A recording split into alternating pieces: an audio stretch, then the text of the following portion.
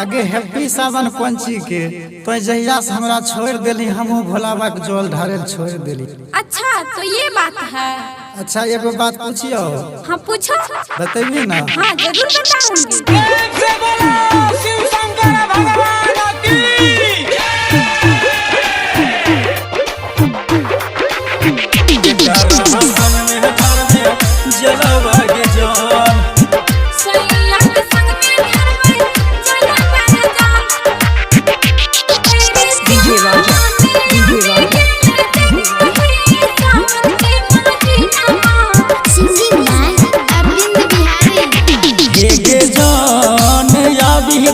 सावन महीना सुने गे जान क्या कर रहा संग में घर में जलवा गे जान हे गे जान यादी गेल सावन महीना सुने गे जान क्या कर रहा संग में घर में जलवा गे जान।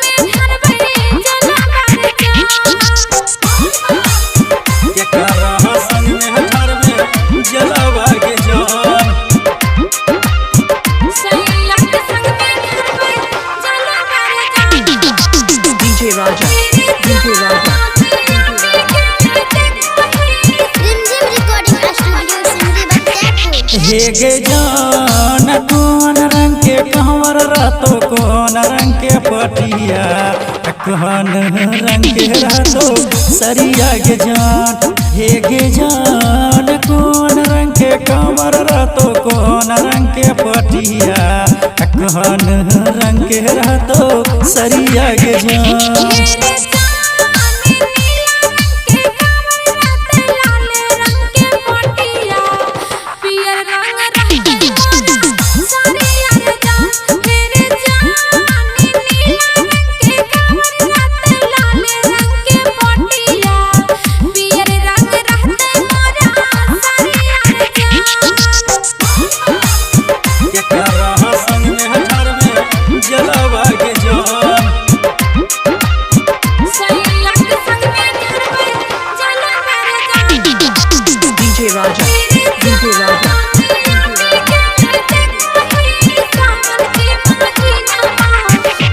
हे गे जान कंची मंगबे या पहनल कंची मंगबे सोइयल कंची मंगबे यारवल जा हे गे जान कंची मंगबे या